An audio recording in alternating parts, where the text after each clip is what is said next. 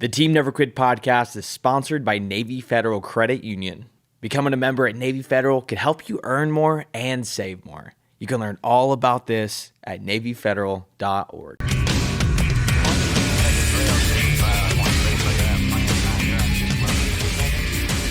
Ladies and gentlemen, welcome back to another episode of the Team Never Quit podcast. As always, thank you guys for listening and watching, and don't forget to hit that like and subscribe button wherever you get your show.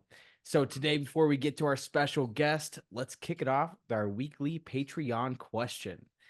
This week, we have got, what is your favorite fast food? I'm going to go Chick-fil-A. Really? Yeah. I wouldn't have picked that for you. That's definitely what I eat the most out of anything, if I eat it. Yeah. Have you ever noticed that someone will say their favorite restaurant is one restaurant, but they'll always eat at this one restaurant all the time? Chipotle is also good. What do you got, man? What's yours? I'd say Thai food. What is it? I got a Thai place right across the street from me. It takes 10 minutes. Thai food. Yeah. Is that considered fast food? I think so. What's yours, babe? What is this, any fast food? Fast food. Isn't yours Whataburger? It's Whataburger. Yeah, Whataburger's Marcus.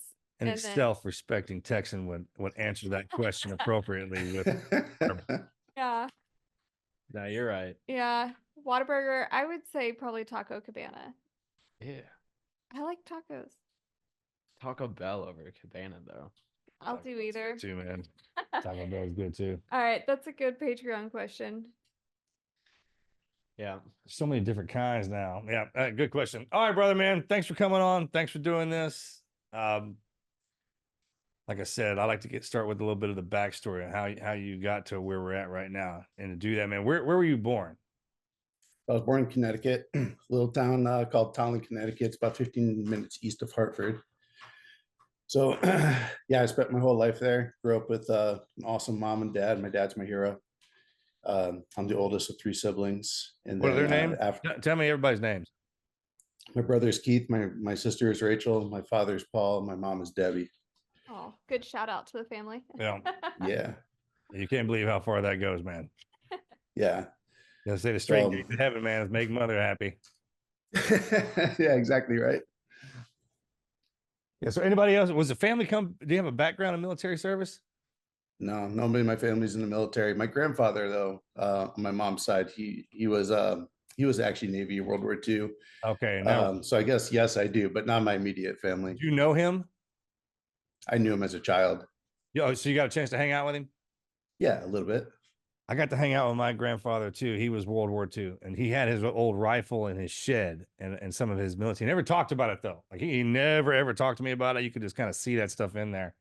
But Yeah, my dad or my grandfather, I think he was a GM. You say he was a rifle. I got my grandfather's rifle right there. oh, cool. That's what I'm talking about. Yeah, that's That, awesome. that exact, yeah, just like that, man. I remember that very vividly because you love your granddad. Everybody I always talk to, man, like you're not really supposed to like your dad, right? He gets on your ass, and but your grandfather, dude, once you get that G status, that's a whole different thing altogether. Do you have any kids? I do. I have one. His name is Austin, and he's actually currently in the Navy. Oh, nice. That's awesome. Well done, brother. Did Yeah, you man, push that? All right, let me ask you a question. Okay. Do you push that on your kids, or did like his father was a SEAL, so was he like, did you want him to be a SEAL? No, I actually wanted him to work for me. So no, he's not in the SEAL teams. He works on aircraft. He's a hydraulics mechanic, stuff like that. He's an AS. So, but he loves it. He absolutely loves it. I don't think he wouldn't do well in the teams. He's just not built for it. It takes a special type of person Yeah. to be in the teams. It's not a better person. It's just a special That doesn't- type yeah. of person. Absolutely. When we say that, that's not a shot at anybody. That is just Exactly. identifying what we're talking about. We totally And understand. I couldn't do his job. I'd hate my life if I did his job, but he loves it. So like I said, it's special for our guys in our community for sure. What got you spun up about the SEAL teams? What was it that you saw that kind of actioned that whole thing? All right. I don't know if I guess you have to believe the story because it's true. So I actually, after I graduated high school, I went to Bible college to be a pastor up in upstate New York by Rochester. It's called Elam Bible Institute.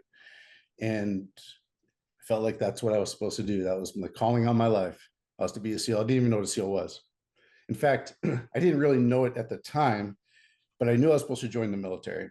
So I went to all the recruiters. The last one I went to was the Navy, and I was leaning more towards the Marine. It was kind of, I don't know, felt more manly. So the uniforms, and I mean, it's Yeah. like I remember that same feeling. This was my biggest turnoff, though. The recruiter, there's two recruiters. One was E7, one was an E6, and the E6 was telling me a story about how he was running around from place to place, and he had this bandolier of stuff over his shoulders, and he didn't know what it was, and he starts like having this like tear in his eye, and you realize he was running with explosives, and all he was a stinking mule going back and forth for whatever reason. And I looked at that guy and I go, "That's the stupidest story I've ever heard in my life. I do not want to be you." So I literally went from his office. I knocked on the door to the Navy and I said, "What do you guys got?" And they said, "Well, just go take the ASVAB." I scored stupid high in the ASVAB, like most team guys do. And they said, "Well, give me the whole list of jobs I qualified for," which is every one of them. And said, they tried to talk me to be a nuclear technician. So They do that. Yeah. I'll put that out right now. If you do well on the ASVAB, you got to work that. Yeah. You got to miss something on purpose, man. Otherwise, they'll stick you in the nuclear field. That's what they tried, man. So They'll throw a lot of money I at don't want to do that. They'll And then- bribe the hell out of you to go into the nuke field. That's so true. And they really did try hard to get me there. And they threw there's all these bonuses and all this stuff. It's like, yeah, but I know at this point I'm supposed to be in the military. I just don't know what I'm supposed to do. So I left Bible college for this. So then they said, "Well, we have these." You want to go into the programs. military and be a pastor? No, I did not want to be a pastor in the military before the military. Chaplain, I mean, I think we call him chaplain. No, I didn't really want to be a chaplain either. So that was one of my nicknames, though, in the teams was Chaplain Kaplan. So there's that. That's a good fit. Which is ironic because my mom is actually a chaplain in the police Yeah. force, and she really is Chaplain Kaplan. That's awesome. Oh my god. Makes it easy to remember. They so That's then God, they that's said, God labeling you ahead of time. yeah, totally right. So then the career counselor gave this whole like list of all these specialty programs because none of the real jobs meant anything to me, and they went EOD, Navy, SEALs, SWIC, and I go, "Wait a minute, what was that one? The last one you said? SWIC? No, the one before that, SEAL." And that's when it clicked. I was like, "That's why I'm here. That's why I'm supposed to be here. Make me one of those guys." And the person across the table just laughed at me and said, "Why do all the smart ones want to be SEAls?" And then this was at MEPS. Into. This What was year? what year called was MEPS. this? It's called MEPS, right? This was 2001. This is actually right before 9/11. Oh, check. That's awesome. Yeah, so this is right before 9/11. They said, "Why do smart ones want to be SEALs?" I said, "I don't know, just make me one of those guys." And then the guy said to me, I don't know if it's true, it's probably not. He said, "No one from this office has ever made it through that program." I go, "I'll be the first then. Just make me." I still had no idea what I was signing up for. Then, because remember we had the SEAL source ratings back then. Right. So that I had to pick a SEAL What'd you source pick? rating. So I picked PR because it What- sounded cool. Was that No was other that reason. Public relations? No, parachute rigger. See, I don't even know what that. I don't even know what it is, dude. I mean, what does that say? Because it was technically called Aircrew Survival Equipment Men. And then, but the actual rating was PR. Yeah, So it's short for parachute rigger. That's right. I thought that sounded cool because I thought that meant I'd be jumping out of airplanes. Nope, that means Not what I'm it means really at good all. at sewing stuff. Right, working a sewing machine and putting That's exactly right. together. Tough guy wants to be a Navy SEAL working a sewing machine for a month. Oh, I ended up working out really well in the teams, because I would sew my own kit. It's a great qual to have because we would have to It's a take great all of our qual. kit back then before they gave us all that money. If you had a rigger walking around, then that was a good deal because he could sew all your stuff together. Yep, and I would actually go into the paraloft, use the sewing machine, and I would, we have like the cry pants now, and they got the built-in elbows and the built-in knee pads. I would actually sew knee pads into my my camis. nice. Guys, That's where all that stuff comes from. Like, whatever, dude. My knees are great, and I don't have to wear that stuff on the outside. Did you want to get innovative? Send some stuff to the team guys and let them get out there and tear it up, man. And they will come up with some stuff to make it comfortable, to make it work. That was the one thing about being there is you saw guys do that to everything. So what class? Yeah, one thing about us, we're so creative too. Well, we need to be. We're outside the box thinkers, That's what makes us who we are. Unbelievable. We're totally rebels. With, man. And you know what I think that is because when we're working on something, we're not afraid to talk to each other. It's like those ideas start flying and guys just start doing it, and then they just kind of intertwine. What class were you? I was in a lot of classes. I was starting class 244, and then I was all the way through 248, and I was in every class in between. I got pretty beat up. Never failed anything. Good for you, man. Did you have a guy die in your Hell Week? Was that too? So we had a lot of guys. No, we had a guy die. It wasn't in my Hell Week. I think it was the one right after me. All right, check. Right on. So when did you graduate? Who'd you graduate with? 248. Roger that. All right, cool. All right, then where'd you go? I went to we did the typical, go Fort Benning thing, and then I went to Team 1 after that. Yeah. Did you make it through jump school in one shot? Oh yeah. Hey, the only reason I ask, I know guys who get rolled in that. Really? No, we did. We had one guy get rolled, but it wasn't for anything. It's other not than what he you showed think. up late one day. It's not what. Yeah, it's not what you. Those Sergeant Airborns, man, the young frogmans will piss them off, and they'll make them stay there. Oh my gosh, they hate us so much. Well, they respect us, but they hate us, man, because, well, like I said, we're all rebels for sure. But like in BUD/S, they tell you to drop down, you got to do your push-ups. No big deal.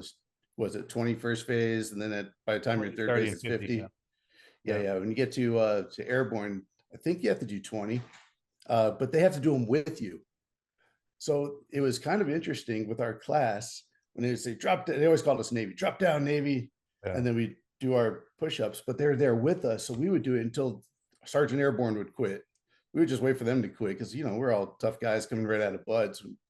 If you're doing 50 in third phase, 40, someone on number 49 failed. So all of us have to do another set of 50. That's just the way it works. It's part of the game. But the instructors aren't doing that with you. But Sergeant Airborne's, they do it with you. So we just do it till they quit and yell out 0 every time. And dude, I thought I was tough till we had to jump out of that airplane. That static line stuff wasn't for me, bro.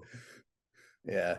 That hurts your manhood pretty good too. And what we did, because we got in trouble too when we first got there, but then we got a piece of advice from one of the team guys. He's like, hey, hook those guys up with as much beer as you possibly can in the refrigerator in the squad room. He's like, just break in there. So we had to break in there, and we loaded it full of beverages for them. Brilliant. We were good after that. Even if we pissed them off, we were still good, and we did. Mainly because we were trying to show off in front of all the cadets. That's probably where that comes from. But yeah, I remember that. Those were the days, man. So after airborne, because now, like I said, we do that in-house training. We actually got farmed out to the Army back in the day. Yeah. So from what I heard, that because we have our own jump school now, the Army has their own Navy, or they have their own dive school now, but they try to pull our jump. I don't know, the authorities, if you will, that give us our wings. They tried to pull that from us because they wanted to have it. The Army wanted that program. So, all right, well, we'll take the dive school away from you guys because the Navy wants that program. Like, okay, you guys can have the jump and we'll keep the dive. Family infighting. Yeah, it's exactly what it is. Talking about, it's almost worth, especially at a young age, when you send us into the Army, so you know how the Army works, because we're going to do inter-op. It's kind of true. Yeah. I'm talking about, it's like I do know what you're talking about. And in fact, at least you get to know the guys, because I'm still buddies with the guys I went through my class with. Oh, is that right? Yeah, and we worked with a lot of them. Yeah, it did help when you had the Army Airborne wings. It did. And you could talk about that sucky experience at Benning. You spent there for 3 weeks or 4 weeks, whatever it was. Right? It does suck. It's like it's legitimately 2 days worth of training that takes a month to do. I looked out the window after the last jump, and one of the Sergeant Airborne was walking by. Like, hey, Sergeant Airborne, you want to go get a beer? He goes, can you spell airborne? You know how they are, right? Like, you spell airborne with the number of jumps you got? And of course I had to use my hands. I was like, no, I don't think so. And he goes, then we can't have a beer. And I was like, right. Oh man, really? It's like that? Yeah. He came at me like that. I thought that was cool. I mean, because they're full of that. Them Army guys, those instructors especially, man, the shit they say, God, it's funny. All right. So after airborne, then where'd you go? Well, then we went through SQT, like all the newer generations coming up. And then I went to SEAL Team 1, and I spent 3 platoons at Team 1. Did you have any problems in what was the one thing in BUD/S that got you? You got hurt, right? I got hurt a lot. Yeah. So when I was in class 244, I put a stick through my forearm on the obstacle course. Cool. That was pretty miserable. And then that was an indoc actually. And then remember, did you know Billy Lyman? I was his roommate for a while. I do. Oh, so you know Billy Lyman. So he was an instructor for me. A great instructor. He's the iconic, in my opinion. Like if I think of a Buds instructor, he's the guy. That's why I've said that like that. Yeah. I mean it just like that. Yep. He's the guy. He's the greatest dickhole on the planet. But he can turn it on. That dude can turn that on like you can't. But just the coolest dude. Laid back, coolest dude, man. But when surfer. Oh, yep. Dude, when he would roll into that convertible with that freaking surfboard hanging out the side of that, and he looks like he is a surfer and a SEAL. So, and, yeah. Dude, oh yeah. Iconic. Come out of iconic. His. So so it's the second day of indoc, which is really the first day of physical training. And the first thing that we do in the morning is the obstacle course. And I don't really, you got the uneven bars, you shimming up those, and you got the tires, and you hop on the vertical post coming up out of the ground, and you throw yourself onto the first wall, the low wall. Then the next one's the high wall. So you throw yourself onto the low wall like I did, and my heart's pumping like crazy because I'm excited. I'm in Buds, and you got like 300 guys with you, and you're like, oh, this is gonna be cool. I'm gonna be the guy that doesn't quit. Everyone else can quit, but I'll be the guy that doesn't quit. And I'm running, and I throw myself onto that wall. And when I hop off the other end of it, I hear a snap. So whatever, my adrenaline's pumping like crazy. I run up to the next obstacle, the high wall. That's the wall with the rope coming down. So I go to grab it, and my hand doesn't work. What the heck? And I look at my arm, and I actually thought it was a bone sticking out. But there's a big old stick coming out my forearm like that. Oh, it went through and through. Sucks. Like, yeah, through and through. That's like an arrow. Oh man. And then I go back to Billy Lyman, who's right there at the beginning of the obstacle course. And I go, Instructor Lyman, I can't finish the obstacle course. And he looks at my name tag. Says, nobody knows who you are. It's day one of training for indoc. And he looks at my name tag and goes, Kaplan, we'll go over there and quit. It's like, no, I don't want to quit. Like, showing my arm, like I can't move my fingers. And in his surfing tone, he goes, oh, man down. And it's so embarrassing because everybody has to get underneath. That's like the rules at Buds. If someone yells man down, like there's guys up on the cargo net and everything, they all have to come down, and all eyes are on me, and all the instructor staff run over there. And one of the guys is about to rip this thing on my arm. Like, hold on, it's coming out the other side too. You might want to not do that. Oh my God. That's awesome. So I actually had to get it surgically removed. They couldn't just pull it out because you had to go all the way in, huh? Yeah, well, it kind of like did one of these things, and went, I don't know. They said it went like 7 different directions in my arm. Oh shit! What was it? Where'd it come from? It was one of the planks from the highway. Yeah, it was part of the low wall, like splintered off. So I kind of slid down and it went straight through my arm. Oh my gosh! It was gonna happen to somebody eventually. Hey man, just think about all the blood and sweat that got loaded into you from all the guys. Oh, yeah, man. You know what I'm talking about?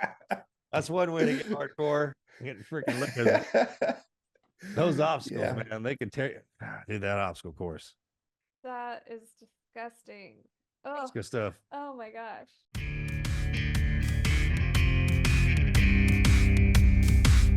It's essential that the supplements I take are of the highest quality. And that's exactly why I've been drinking AG1 since high school. Unlike other brands, AG1 is developed by an in-house team of scientists, doctors, and nutritionists with decades of expertise. Every scoop is a testament to their commitment to quality, backed by expert-led scientific research and rigorous testing. I get asked if AG1 is the real deal, and trust me, there's a reason I've been enjoying it for so long. Quality isn't just a buzzword for AG1, it's a commitment.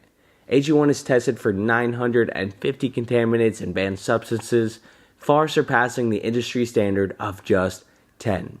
With ingredients like rhodiola and B vitamins for energy support, AG1 simplifies my health routine, and their commitment to quality is exactly why we have proudly partnered with them as a sponsor.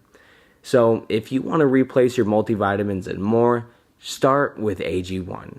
Try AG1 and get a free 1-year supply of vitamin D3 plus K2 and get 5 free AG1 travel packs with your first subscription at drinkag1.com/TNQ. That's drinkag1.com/TNQ. Go check it out.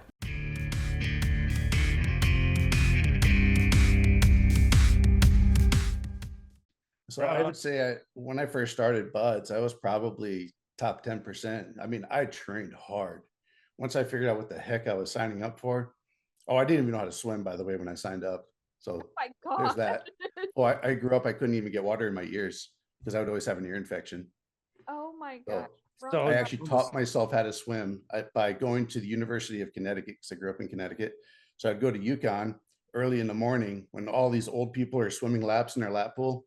And I actually learned how to swim by watching all these old women swimming. And I would just be right next to them mirroring what they were doing. They probably thought I was some crazy creeper, but that is literally how I learned how to swim, watching old women. That's funny, man, because we would have to go swimming at the Y early in the morning, real early. Yep. And that's when they're in there.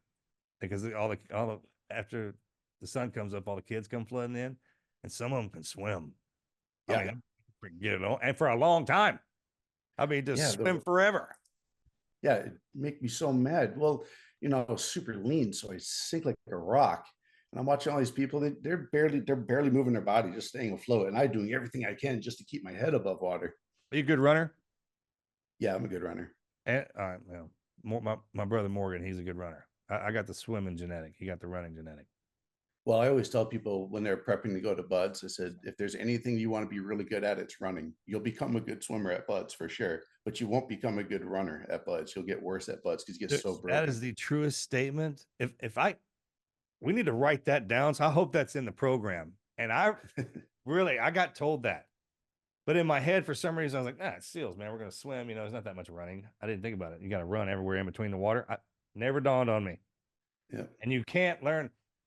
So I got hurt in buds too. So I got taught to run in buds by an instructor. He actually helped me, believe it or not. He would come in early and teach us how to run so I get through there. But what you just said is absolutely on point, man. Yep. That's awesome. So that leaves me, so I was in class 244, I get rolled back. So that puts me in class 245. And now I'm probably the bottom 10% of guys in the hardest military training in the world. So that sucked pretty bad. I couldn't make a fist with my right arm. I had zero strength. I mean, I could barely close my hand and I definitely couldn't do it fast. So it was super slow. It was weird. It's like my brain was telling me to do it, but my body wouldn't let me. So now going through indoc first phase and everything with a bum arm. So I had to favor everything on my left side. So every time I carried a boat was left. Every time I was pushing a log over my head was all left. I would support it with my right hand. So I still had the strength in my shoulders and the rest of my arm. I just couldn't make a fist. So I had all these overuse injuries on my left side. Same thing with with rowing. Like I couldn't really hold, I couldn't hold the paddle, but I could hold the top. So I'm always on the left side paddling those stupid IBS boats. Aren't those great? And then, those are great. Yeah, sucks. And then, but I have all these overuse injuries my left side. So now I'm in class 245. And right before Hell Week, it was El Nino year. So, you know, those waves get gigantic. Yeah. And instructors love to, I mean, they find whatever makes your day miserable. That's what they focus on. So if it's warm outside, you're running more. If it's freezing outside, you're in the water more. So it was really, really cold and the waves were gigantic. So you spent all day on the waves. And dude, they'll put that out command wide. If the waves are that big and they know the bud students are going to get their asses kicked, all the teams will come out and watch that happen. Good. It's awesome. It's awesome to see it. It's terrible going through it, but when you're watching somebody have to go through it, it's a good time. Yeah, it's way better to be on the other end. Right? Well, it's better to be on the other end knowing that you've been the guy in the arena too. So we got flipped by this wave because, you know, it pays to be a winner. That's like the most common phrase you hear in buds. And it was us, and we were at boat crew 1 because I'm one of the taller guys. And then it was us and another boat crew, and we're paddling against each other, and we're not really paying attention to what's behind, nor am I supposed to. You know, the coxswain's supposed to do that. But a stroke, and a huge wave just picks us up and launches us like we're nothing. And the guy behind me, so I was in the number 2 position. The guy behind me with his paddle whacks me upside the head and blows out my eardrum. Oh, then I hit the water with a perforated eardrum, and that water's freezing in California. And we hit that water in instant vertigo. And, you know, we're wearing our K-Pox, so our life preservers. And apparently, from what I was told, because you got your boots on and everything, but I'm trying to swim down, thinking I'm going up to get a breath of air because you're in the surf zone, so you're getting bounced around. And then I had a couple guys actually grab me and swim me into the shore, and I can't see anything. And they bring me, like, I mean, I can see, but everything's spinning in all different directions. So they drag me to shore. I'm like puking all over the place because I'm so nauseous from the spinning. And then one of the instructors, if I saw this guy today, I would break my fist on his face because of his sadistic laugh. I won't say who it is because I know he's a really good guy, but I'll never forget his sadistic laugh when he says, looks at my name tag, he goes, Kaplan. He goes, he asks, what's wrong with you? I go, instructor, leave that blank. He goes, I say, I don't know, everything's spinning. My ear hurts really bad. I'm super nauseous. And he laughs and he says, you perforated your eardrum, have fun in the fleet. And he yells at the guys holding me, get him out of here, give him the medical. And sure enough, I blew up my eardrum really bad. In fact, I had to get I think it's called a tympanoplasty, where they cut my ear off, flip it onto my face, and then replace my tympanic membrane in my eardrum with a skin graft. Oh my God. Yeah, it was bad. That's terrible. How's your Yeah, hair? it happened to me twice in buds. So that was on my right side. That was my right ear. So then I go back into training because you hit certain milestones in buds in which, like, if you make it through Hell Week, you don't have to do all the stuff before Hell Week. If you make it the second phase, you don't have to do any of first phase if you get rolled back. That's kind of the idea. And that's true for the most part. So I have 0 milestones under my belt. So that means I have to start training completely over to include INDOC. And INDOC, at least during my generation, I don't know what it's like anymore, but INDOC might as well have been first phase. It was the same thing. It was the worst. It sucks. Yep. Because it sucks. You make 0 progress in buds, but you don't know what you're doing. You're trying to figure out. It's training for first phase, which is basically the same thing. That's exactly right. So now I'm in class 246. I have to do training completely over again. So INDOC was 6 weeks for us at the time. Yeah. So we go through that. And then now I'm in Hell Week. And on the second day of Hell Week, we're running around with the boats on our heads in the middle of the night. And I step in a hole in the sand that probably some kid dug right outside of, what's that hotel? Hotel Del Coronado. Yeah. Right outside Hotel Del Coronado, running around with the boats on our head. And I stepped in a hole and I hyperextended my knee and tore a bunch of stuff in my knee and at the same time, my ankle, the tendon that runs on top of your ankle, I tore that. Not like completely, but I tore it enough to know I tore it. And so now I got a bum leg on day 2 of Hell Week. And then I had such a bad ear infection in my left ear that I actually rotted a hole in my tympanic membrane, which is not crazy uncommon for an ear infection, but the size of the hole was pretty uncommon. And then you got sand packed in there the whole time, so I couldn't hear a thing. It was there's that. And then we were getting surf tortured, and you get water in your ear. Oh, it's terrible. All that salt water goes straight into your middle ear. My God. Miserable experience. It sounds awful. Do you remember? You ever heard of Stokes? You know who Stokes is? Yeah. He's had a run. He had a run like you. Like there's a few. Oh, did he? I didn't know that. Oh man, he was in buds forever. Yeah, I was there. I saw him the other day, man. He's doing good, but he was one of those that, like, every class something like that would happen. You're talking about Team 5 Stokes, yeah? Yeah. Yeah. He was at every time I went to go jump out of an airplane, he was there. It's a sky guy. That's what he does, man. He can jump. Absolutely. He checked me into buds, and he checked my brother into buds. Oh, is that right? Yeah. Yeah, man. He's been around that long. I guess. And when I checked into buds, he had been there for a while. He had torn his rotator cuff or something. His arm was in a sling, I remember. And he has the best attitude. Like, he was a jovial guy, like real jovial. Mm-hmm. For the shit. I mean, taking a beating. That's a long time to be in buds, bro. So you have a long time. Eardrums, stick that goes through your arm, and now hyperextended or torn ligament in your leg. Is that it? It's terrible. So this is before you get class 246, where it's worse. Yeah, this is before I ever showed up to a team. So so like I said before, I felt like this was a calling of God on my life. Now, I don't think you have to be a Christian or have a call of God to go through buds, but I did. You'd be surprised. Yeah, well, I needed that. So I definitely could not have made it without. So there's a scripture that says, love the Lord your God with all your heart, mind, soul, and strength. I at least know what it means to love the Lord your God with all your strength. Yeah. So I gave it my all. So I gave it my all, and where I was tapped out, I was at 0. I don't know how I made it the rest of the way. I credit that to God for sure, because there's absolutely no reason why I should have made it through Hell Week. There's no reason. I literally had nothing left. I couldn't move my leg. I couldn't, my ear was, oh my gosh, felt like an ice pick going through my skull every second of the day. And by the time, at the end, like we low crawl back from, I don't remember, it was the demo pits or from Imperial Beach. I don't know. It felt like forever. You're doing the whistle drills and you're low crawling and your forearms are all bleeding like crazy and everything hurts. And then we finally get back to the Buds compound. This is the last day of Hell Week. And they make us, link arms. You're going to march into the water to get surf torture. But they usually say, take seats. And you sit down on your butt and let the water rush over you forever. And it's terrible. But instead, they said, do an about face. They said, about face. And you turn around and all the Buds instructors with the commanding officer with a huge American flag are lined up on the berm. And then the commanding officer with his megaphone yells out. And that was Commander Smethers at the time. Oh, I know him. Yeah. Oh, what a great man. He's the only reason why they left me in Buds, because they should have dropped me for all my medical injuries. Legit badass. Yeah. So anyway, he gets on his megaphone. Congratulations, gents. Hell Week is secured. And I collapsed at that point. I had nothing left. It was like whatever, like God came down and helped me, and he's like, this sucks, I'm out. Right? As soon as he was secured. And then I literally get dragged off the beach and brought to medical. And at that point, because you hide all your injuries, but the staff's not stupid. They know you're hiding. You think you're being sneaky about it, but they know. And they're like, all right, Cap, you gotta tell us. You gotta tell us what's wrong. I'm like, oh, my leg, my ear, this and that, everything hurts.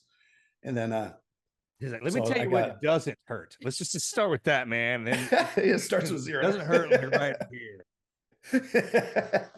Freaking hell. So they bring me to the hospital. I had to get another tympanoplasty in my left ear now. And then I had to go through physical therapy for 4 months to walk again. I didn't have to get surgery on my leg, but man, I couldn't move my leg for a long time. So that was class 246 I made it through Hell Week with. Class 247, I couldn't keep up with the guys in walk week, walk week after Hell Week. I couldn't keep up with those guys. I threw away my crutches. I'm like, let's see if I can keep up. Couldn't keep up, not even close. So then I'm told at this time that they're going to drop me from training. In fact, I was so mad because so I don't remember the guy's name, but I remember he was Lieutenant Commander 04. He was the doc at Buds, and he said, going through all the physical therapy, he calls me into his office and he goes, hey, Kaplan, because I gotta be straight with you, dude. I'm recommending to the commanding officer you get dropped from training. I was so mad. I actually stood up and I yelled at the guy and I said, you will not do that. And he stood up, yelled back at me, and told me he reminded me of my rank. I've only ever twice been reminded of my rank. Both of the times by doctors. Was he a team guy too? No, I don't think a team guy would have done that. Yeah, no, absolutely. I don't think so. The team guy drug you out the back. Yeah, probably. So then, but apparently he sent the paperwork through. Now, this is all a mystery to me. I was never a Buzz instructor, but how the paperwork works to drop somebody from training. But apparently he did initiate the process. And I only know this because there was an instructor in first phase. His name was Gunnar Hansen. I don't know if you know the guy. He's a pastor now. Gunnar Hansen. No, I know Dave Hansen. He's awesome. Yeah, I know Dave too. Yep. But no, this is Gunnar Hansen. He's an incredible man. When I was in rollback land under, I'll keep this one to myself too, because I don't like to speak poorly of people. Yeah, we don't talk shit about team guys on here, so go ahead. All right. But if I was, this would be the guy. Only because he was the guy in charge of all the brown shirt rollbacks. So, you make it through Hell Week, you get a brown shirt. So I'm a brown shirt rollback right now. And he beat the living snot out of us. Like, you're a rollback to heal, not to get more injured. Well, he would injure guys more. And I think he had the right attitude, but in the wrong place.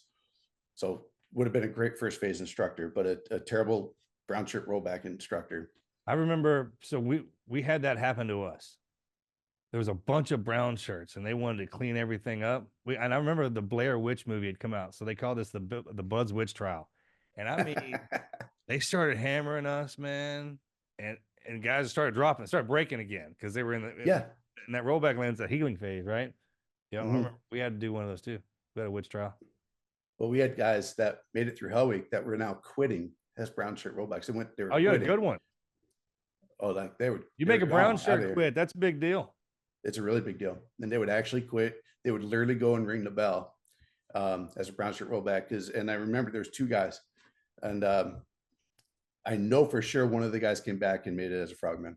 Yeah. But the argument that they presented to Captain Smethers, I'm assuming it went to him. It might have gone to the XO, who was Zinky at the time. Was they said they said I wanted to be able to throw a baseball with my kid one day, and this guy, I'm hurt right now, and he's injured me. So I kind of have some respect for that, but especially one of those guys I know for sure came back and made it through. But that was the brown shirt rollback land that I experienced. It was miserable, absolutely miserable. You didn't want to be in there, man. No, I wanted to get back into buds so that I could rest. That's how bad it was. So anyway, this is during that time where the doctor said, we're gonna recommend you get dropped from training at the, like, we're standing watch, like we're standing quarterdeck watch, we're standing gate watch, we're doing all the watches, and we're getting the snot beat out of us by in brown shirt rollback land. And then but I did have a night where I was able to leave, and I went to Gunnar Hansen's Bible study. You know, because he's the iconic guy. He's the guy I want to be, because, you know, I just came from Bible college, and I do still want to be I wanted to be a pastor in some sort. And this guy's a Navy SEAL, and he's leading Bible studies. I'm like, you're the guy I want to be. So I so looked up to this guy, and so I just went to it. It wasn't that profound in any way, shape, or form, but the fact that he was doing it was amazing, and I'll never forget, because he's teaching like high schoolers and college age kids. He's not teaching bud students or SEALs.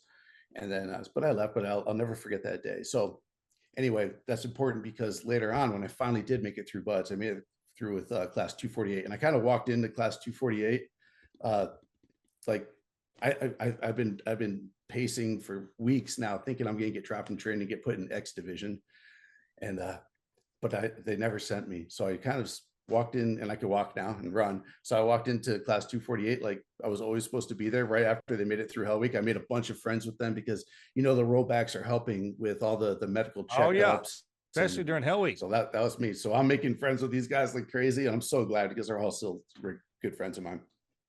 Bro, that should be a rule. That's like an unwritten rule. I did the same thing. I had the Snickers bars tucked in my socks. Yes, exactly. I went through Hell Week with them, so they would know that I would take an ass whipping with them. Yeah, that's and exactly right. I'm still close with everyone in my buds class. Yep, same.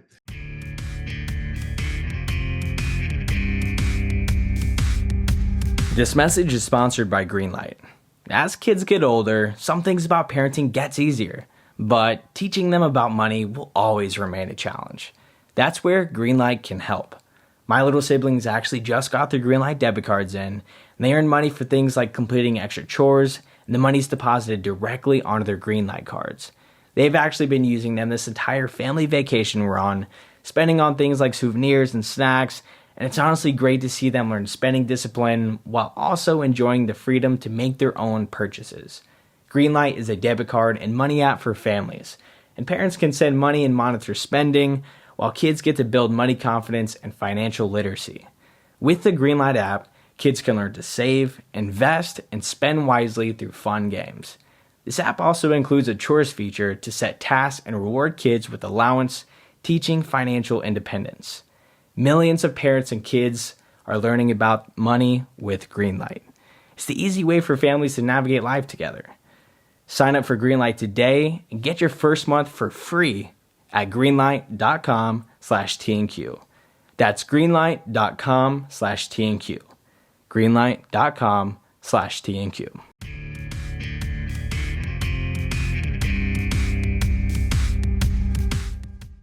So I kind of walked into that class like I was always supposed to be there. And I don't know how, but I made it through the rest of their training. No one ever questioned it. Meanwhile, back in my mind, I'm still waiting to get dropped the whole time. Like, it's always in the back of my mind. It sucked. But I make it through training, make it through second phase. Second phase sucked for me. Oh, it sucked. I thought second phase was the worst. Well, I mastered first phase. I was in it for over a year. Yeah, good for you, man. No kidding, I was like the bro. king They of give you first phase. PhD, like a Different size Trident or something for some of you guys that go through that, man. Well, there's that. But anyway, I make it through the rest of the training, ended up with a stress fracture in my leg. It wasn't, as far as stress fractures go, it wasn't horrible, but still a stress fracture, and it sucked up towards my hip and my femur. And then made it through, healed up kind of quick. And then eventually, you go through Fort Benning, go through SQT, and I'm at SEAL Team 1. Well, I go back to Gunnar Hansen. He's now out of the SEAL teams. He's a full-time pastor at a church. And I just walk in, just like he didn't expect me or anything. He was telling a story of when he was a proctor of a buds class, and he's telling the story about a bunch of different things, and he brings up like as a proctor, he had a student that was supposed to be dropped from training, and he's going through all the wickets of why this guy's supposed to be dropped from training, all medical stuff. You put a stick through his forearm, he's got both of his ears blown out, he's got a bum leg and all this stuff, right? And he said he just felt like God said, just let that one go. And you just do what God said and let it go, whatever that means. Yeah. And I looked, and I thought he gave the story because I was in the audience. And I go, bro, that's so cool. I didn't know that was a thing. And he goes, what are you talking about? I go, that the story you told about the bud student when you were a proctor. And he goes, yeah, I just did what God said. Like, no, that was me, man. He goes, what? I go, no, seriously, that was me. He had no idea. And we had one of those bro moments. It was super awesome. Yeah, We got all course, the Holy Ghost goosebumps and everything. Yeah. And what are the chances? Meanwhile, I'm sweating like crazy, thinking I'm gonna get dropped from training, totally doubting God the whole time and this calling on my life. I just got my whole body's been broken for nothing. And God totally had my back the whole time. He's got a great sense of humor. That is awesome. The boss. You know what I mean? Yeah, I don't really like that very much, but you're absolutely right. You know what I'm talking about? I think the old man should be a team guy, because he just, sometimes I'm like, woo. That's so true. Hey, when they told me that, and I kind of sat and reflected on that a little bit, it was like, it has to be that way. It absolutely is. That is really good full circle bud story. That's awesome. So did you do your whole career at one? I did all my platoons I did was at one. So yeah, all my combative platoons are at one. And then after that, man, when y'all get in there to the 1 and 2 guys, when y'all go to those teams, man, y'all stay there. I loved it. They're the first 2 SEAL teams. For those of y'all who aren't familiar with the SEAL team lineup, 1 and 2 were our first 2 commands. SEAL Team 2 says they're the first command that was actually ever implemented because it's the time change. Right? Did you? I never thought about that. Can you believe that? Like, this is what team guys do, man. They'll figure out a way to fight over anything. Like, hey, we were actually time change. It's the funniest thing you've ever seen, man. But a lot of times those guys, when they get in there, they don't leave, man. Yeah. Well, when I did my first pump at Team 1, I was a new guy. I mean, dude, it was awesome. I was attached. Well, all right. So we spent most of our time in Iraq for a deployment. Actually, I spent all my time in Iraq for a deployment, and we were working with the ICTF guys, Iraqi Counterterrorism Force, which was Iraq's Tier 1 force. So we got the Tier 1 missions because that was like that massive political shift at that point. When they turned that around when they switched that on us. Yeah. And we were hitting all the Tier 1 targets. And I thought it turned out for us to be better. Yeah. Because then we actually had a reason to be in there. Like, that's exactly right. In the beginning, they get mad at us, but like, hey, man, we're just hanging out with your partners here, man. They're the ones that came in here. Yeah. I love it.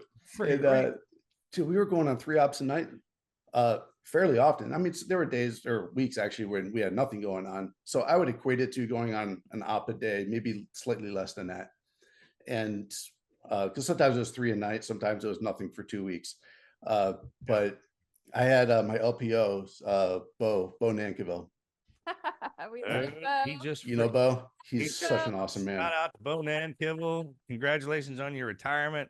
Yes. Welcome back out to the world, man. I love that, man. A couple names of SEAL teams, you say their names and people will always automatically perk up. That dude's one of them, man. Shout out. Yep. So I'm a brand new guy and we're going out on ops like crazy. And he comes over to me, puts his hand on my shoulder one day, looks me right in the eyes, and he goes, Cap, you don't know any better, but this is as good as it gets, man. This is this is the best right now. And I just thought this was normal. This is SEAL teams. So I signed up to, go. In fact, I thought the op tempo was too low. Can you believe He that? goes, That our man, guys this think is like this that? is awesome. Say again. The team guys will complain like that. Yeah. I mean, you're talking about doing from nothing for a couple weeks and then operating so hard, 3 missions a night because we had follow-ons, and that's still complaining about not doing it. That's how the app. You can eat that stuff up. It just you just want more and more and more. Yeah. Yep. For sure. Live to work. Yep. And he was right. Trained for. I mean, that was a team. He was absolutely right. He was I thought he absolutely was joking. right. I thought he was joking. And then I went on a PI deployment after that, doing the whole PACOM Philippines deployment. I was like, oh man, dang it, Bo, you were right. Okay, so I actually had to do my PACOM deployments first. I wish I could have done the combat ones and then went on the PACOM to kind of smooth it out. Yeah, right. Not that the PACOM boys don't get their asses kicked sometimes, because they freaking do. Sure. But it's just a different AO. Totally different. Not only different AO, it's a different mindset too. Yeah, I mean, everything about it is different. And I mean, it's important. I don't want to take that away, but you think you're going through buds, getting your butt kicked every day. You didn't do that to do a PACOM deployment. You did that to do the CENTCOM deployment. You want to go where the fight is. And when you're a young guy and you're relatively new, you don't truly understand the big strategic picture. You're not supposed to. I truly agree. You're not supposed to. Those team guys that they think like that, and I'm telling every team guy that's young, they're like, hey, I want to go get in a fight. Good. That's what absolutely want you to think like that. Yes. We'll pull you back once you've gone over the edge too far, for sure. Yep. Totally. And obviously now a bit older and especially as a bit of an entrepreneur and a business owner now, I have to see the big picture. I never made it up through the ranks in the Navy. So I ended up being an E6. I actually got medically retired. So I never made it to chief or above, and I was definitely never an officer, but I did work as a country officer, Unit 1, working in Indonesia, working in Hong Kong, and a bit back in the Philippines, where it was nothing but the strategic picture. Yeah. So I left the tactical world and went to the strategic world. So I really did get a good taste of all of that. And then that very much transferred over, more so than being a shooter in the teams, as an entrepreneur. So as an entrepreneur and business owner, what I did as a country officer transferred over way more than anything else. Bro, hold on. I thought the autonomy of being an E6 and getting dropped into that world was the blessing. Oh, for sure. That is the best place to be as a Navy SEAL. Oh, it was the best. It's the best. Well, they said, remember, there was always the E5 Mafia for a long time. The Mafia, you didn't want to leave there. You wanted to get out of the Mafia. Yeah, just be a E6 non-LPO. That's the best. That's the best position in the. That's where you can survive. That's where that's the feed breed kind of that. That is a glorious place to live. I'll one up it. Being an E6 non-LPO as a Navy SEAL, augmenting Damneck. That's the best. Non-married. I agree. Non-married for sure. Not seriously, can it get better than that as a SEAL? Well, you got me thinking now. See, we're down in a rabbit hole here, bro, because I'm gonna write some stuff. And we need to add this qual too, because okay. I'm sorry. So and non-department head, anything. You're just a straight up, you're a shooter. That's it. You're a shooter. You got a freaking you're a shooter with the best team in the world. Fly anywhere at any point in time and check. That's the life. Okay, well, I know that we are on a time crunch, and I want to get it. That's right. I'm sorry. I forgot. Doing right now is so freaking cool. So can you tell us about like how you even got into this world and what you're doing now? Yes, I was bored. I had to do something. Dude, that's the worst thing and the best thing for our guys, especially when they get. That's exactly right. That happens to them. So I got medically retired. I got there's no medical reason why I should be going through what I'm going through, but essentially my body throws blood clots all over the place. And I had 3 pulmonary embolisms, well, bilateral in 3 different spots, and should have taken me out. Normally when that happens, people last a couple hours typically, and then they die. Well, I was 5 days into it as a tough guy frogman. And I was in Fort Hunter Liggett training I was at Trident 3. So I'm training all the SDV guys. We're going there doing land warfare. So I was the trip lead and everything. Very stressful, actually, doing all that. But I was doing all the training, all the logistics, everything. So I show up early, but I'm at the gym, I'm working out, and I'm lifting weights, and I'm kind of one of my other nicknames. Andrew Buckley or Cordy Pearson. Oh, Anyway, no. these guys, they always called me strength. Is Do you have that? Tape me up. Oh, You yeah, have that? I'm crazy, stupid, strong. Yeah. Oh, well, I don't. So I'm in the gym and I'm I know what doing that is. yeah. I do not look like the type of person that should be lifting the type of weights I can lift. I don't have the body size to prove my strength. I just look like a skinny dude, but whatever. So I'm in the gym and I'm just doing my warm-ups for my bench. I warm up with 225, I do it like 25, 30 times. I'm just doing it. And I'm just out of breath. I cannot catch my breath. It's the weirdest thing. So I decided I'll go for a run. This is 5 days into this of not being, I haven't slept either. If I get vertical, I'm sorry, if I get horizontal, I stop breathing. I can't breathe. I pass out for the wrong reasons. What about So I have to stay if you're diving? No, it just happened. Embolism. Oh, check. All right. So the doctors kind of threw it up to saying, because I've been blown up or been around a lot of explosions. They say my body doesn't chemically regulate itself properly anymore, whatever that means.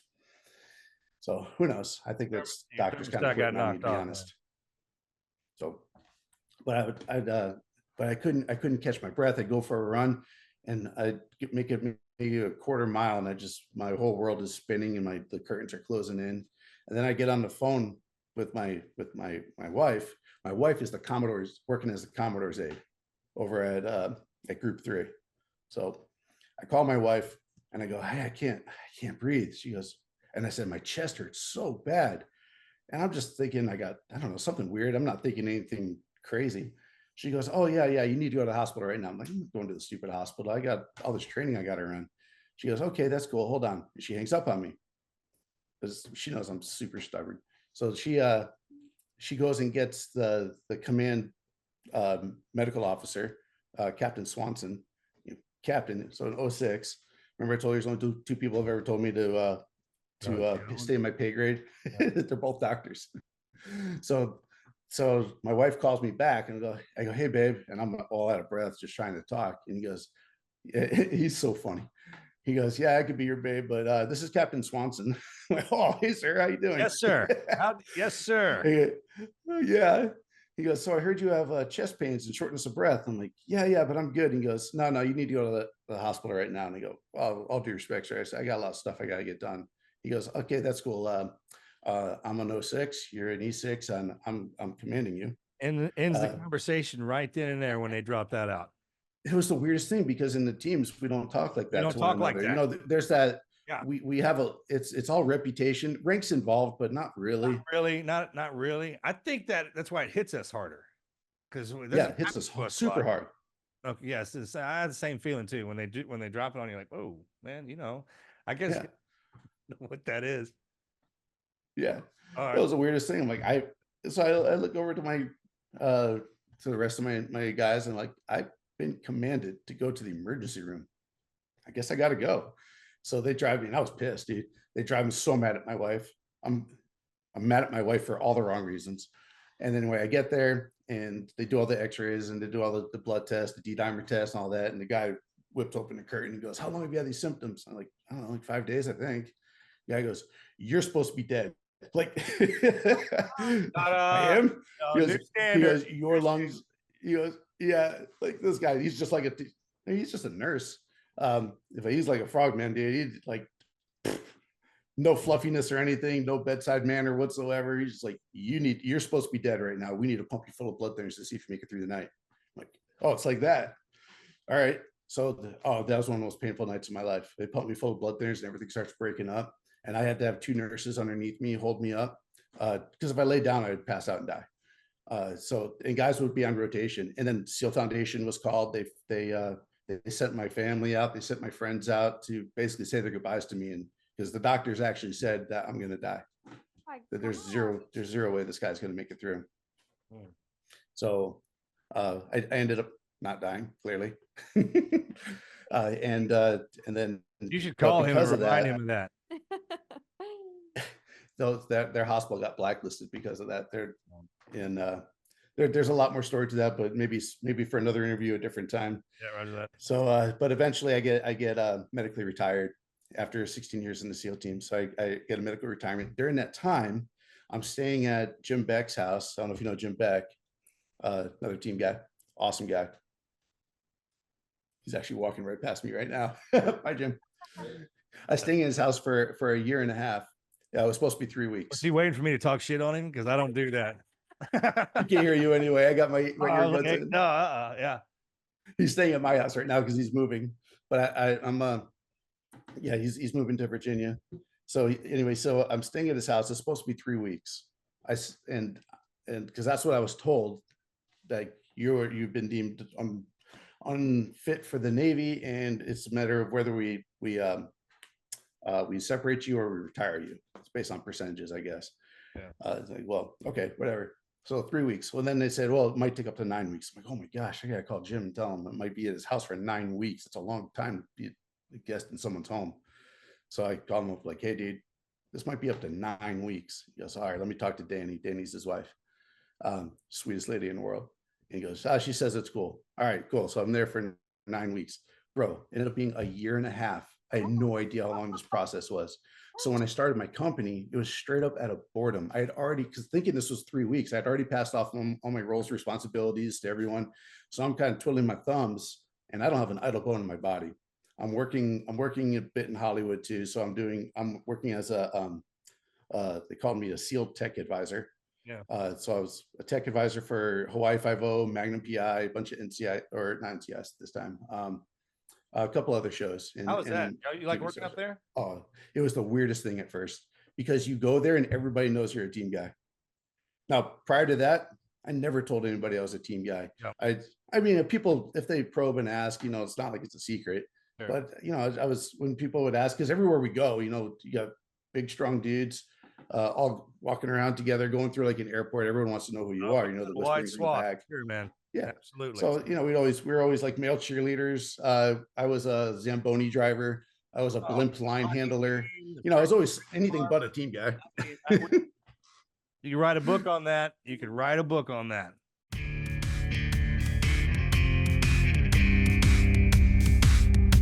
Ever wonder what magic feels like? Selling with Shopify. When we first started Team Never Quit back years ago, we had no idea how to create an online store or what it entailed. But now we're expanding and tracking orders with ease, all thanks to Shopify. Shopify is the global commerce platform that helps you sell at every stage of your business, from first launching your online shop to reaching that $1 million milestone. And whether you're selling scented soaps or outdoor gear, or you have a service business, Shopify's all-in-one e-commerce platform and in-person POS system has got you covered. Shopify turns browsers into buyers with internet's best converting checkout rate at 36% better than any other platform out there. With Shopify Magic, their AI-powered all-star, you can sell more with less effort. Whether you're selling a little or selling a lot, Shopify helps you do your thing however you cha-ching. Businesses that grow, they grow with Shopify. Sign up for a $1 per month trial at shopify.com/TNQ. Go to shopify.com/TNQ and start growing your business. That is shopify.com/TNQ.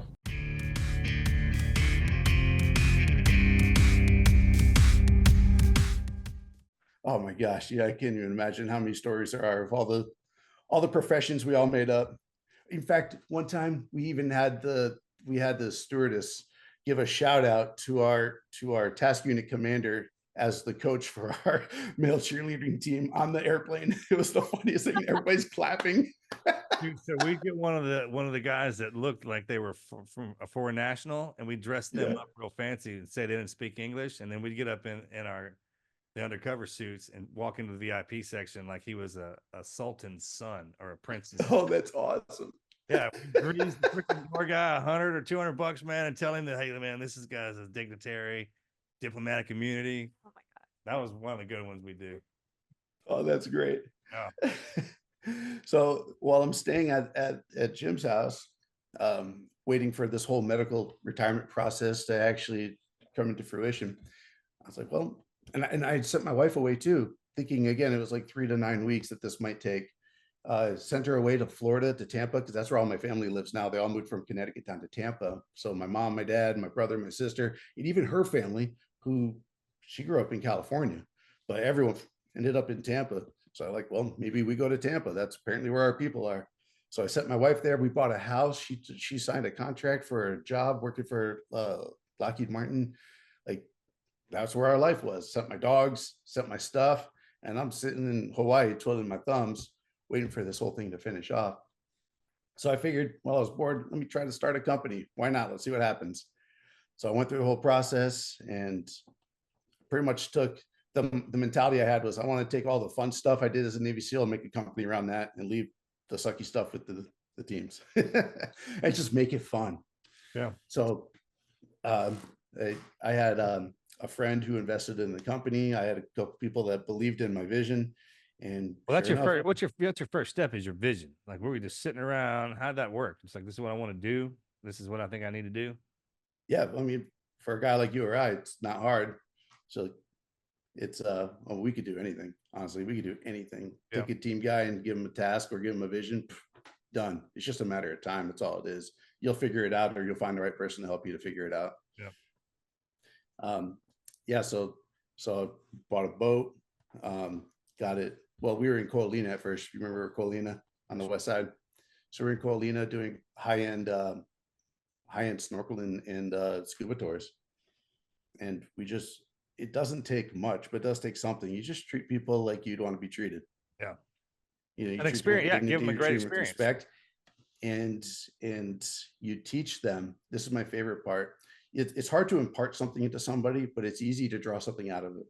So like, I love when someone shows up and they have fear, because everybody has fear. Team guys have fear. We're not fearless. What we do is we overcome our fear because we have courage. Courage is not the lack of fear. It's what you do in the face of fear. We're very courageous people. And what I do, and that's the number one thing that, like, we do all the cool activities, right? Snorkel, we scuba dive. I have a helicopter. We jump out of helicopters. I totally innovated the entire thing. I didn't reinvent the wheel. I just kind of repurposed it. I took the 3003, the air Bible for us in the teams. Yeah. I took the 3003, I repurposed it, changed some of the verbiage so it sounded more civilian, not military, submitted it to the FAA, and they totally accepted it. So now I'm the only operation in the United States of America. Yeah. I've run across a couple of guys that have rewritten some manuals, and so you're the one that did that. Yeah. Work, man. Nice work. So we're the only operation right now in the United States of America. I'm pretty sure we're the only operation in the world that's allowed to take civilians and have them jump out of the helicopter into the ocean or into a body of water for fun. Gosh. Like, the youngest person I've had do this so far is 3. I love And it. the oldest so far is 84. So how far And do we- you take them out? Well, we go, I mean, the way that we do it, in fact, as soon as we're done with this interview, that's where I'm going. I got 3 people jumping out of a helicopter. In fact, one of them, we're doing a practice run for Guinness, because his name is Dan. He's a world-class free diver, and we're going to try to break the free dive record by jumping out of my helicopter into the ocean to hit somewhere around like 330 feet down and then pop back up. So this is our trial run. Actually, I got to do it in about an hour and a half from now. This is a total rabbit hole. Are you doing the free diving yet? I'm yeah. always fascinated with those guys, man. Those deep divers. Yep. So we have a free diving operation. I can't do it anymore. I used to love free diving, but I lost most of my lungs when I had those pulmonary embolisms. Yeah. So my breath hold now is embarrassing. I mean, maybe it's 30 seconds, maybe if I'm lucky. And I spend a lot of time practicing, I might get 30 seconds, but I used to be I was spearfishing was like my favorite thing in the world to do. Spearfishing, catching lobsters, and I really can't do it anymore. So I do all the scuba stuff. No problem. That's still So easy today. Scuba's easy. So I do scuba. We also do closed circuit. So we do the Poseidon 7s. We teach all that. And then do y'all have the side-by-sides, the little carriers, like the mini STDs? STD. Oh, you talk about the jet boots? I know it. I know it. And SEAL teams, man, we will name something funny like that. SEAL transport. It's like STD. Yeah, right. Oh, We have all the DPVs, the dive propulsion vehicles. Yeah, dive propulsion vehicles. That's what I'm Yep. So we have those. Yeah, we don't have the jet boots like they do in the SEAL teams. They're stupid expensive. I couldn't believe how expensive those things were. Have you had those on? Oh yeah. I have not. Oh, they're fun. Okay, I've heard about them, man. I've seen that Iron Man suit they fly around with, that other contraption, and I've heard Yeah. jet fins, but I've never had those on. Yeah, we use typically the Apollos or the Tusas because you can put them between your legs. You feel like a superhero underwater. So your hands are free, and then you could just all you do is move your hips. That's an Aquaman experience right there, man. Yeah, that's exactly how right. do So when you people come out here to find Hawaii, Yeah, I'll so get you hooked up. we're looking to plan it. If we want to plan a trip to come out there to see you, if people are listening, they want to plan a trip to come out there to do this. How do we go about doing that, brother? If you go on my website, so it's tridentadventures.com. We named it Trident because obviously, Trident seals. So I took all the cool stuff, made it into an adventure. So we do so tridentadventures.com. You can book there easily. So that's the scuba diving, the free diving, jumping out of helicopters. I have a gun range too up at North Shore. So I teach people how to shoot, like how to really shoot, like we did in the You're teams. using the whole island, like taking them on treks through IA Point and up there around the loop where all that stuff is, man. That's pretty. I don't do that, not yet. I was just asking. That whole place. We get open up, man. Oh, the whole place, man. It's hard on Oahu, but the other islands we could do a lot more of that. Like we have a hunting operation in Lanai. We actually partnered with the Pineapple Brothers. Oh yeah. So we take our helicopter, we fly our guest. This is the coolest thing. We fly our guest from Oahu to Lanai. They shoot their trophy buck, spend the night at the Four Seasons. Then they get to shoot the does after that the next morning. Then we pick them up in the helicopter, fly them back, throw them out of the helicopter. Well, they jump out their own accord.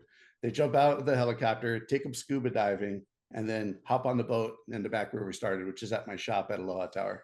And then you get to eat what you killed. Well, what we do is we actually vacuum seal it. Well, we debone everything, we vacuum seal it and send it to your home because most people that we have are tourists.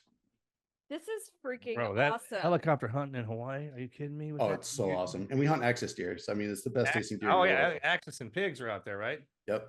We actually, Marcus. I've and done I- that. Yeah, we went on a axis hunt on Molokai. Molokai. Yeah, Molokai. Yeah. It's awesome. We used to have an operation there, but we moved it to Lanai. Yeah, Lanai's beautiful. It's more jungle. Absolutely gorgeous. Yeah. Absolutely gorgeous. Molokai is So- more like Africa looking. They're all different. Yeah, I'd say that's pretty accurate. So I think one of the coolest things about our company is that it took 3.5 years to get this approval, but we're actually approved. Our professional level courses are approved by the VA. So you can use your education benefits. So that's your chapter 31, chapter 33, chapter 30. So all these educational benefits that you have, most people in our generation have the post 9/11 GI Bill. And you can use that to become a dive master, a dive instructor through PADI. You could also use it to become a helicopter cast master. Oh, cool. And I'm actually working on it. I was working on it till 1 o'clock in the morning last night, and I'll be working on it for the rest of the day. It's getting a surf instructor and freediver instructor certified as well. That'll be 2025.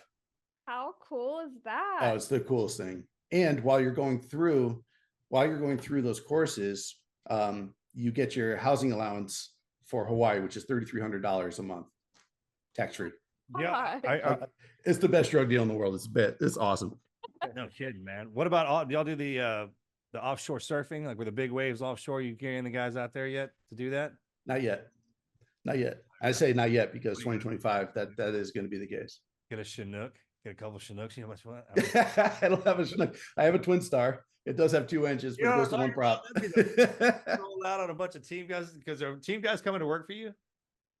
Oh yeah, That's awesome. yeah, of course. Actually, almost all my staff are veteran or military. That's great. In fact, I got one girl that works for me. Oh my gosh, she's a frogman at heart. But she works for me, dude. She's one of the hardest workers. She's a sergeant major in the Army.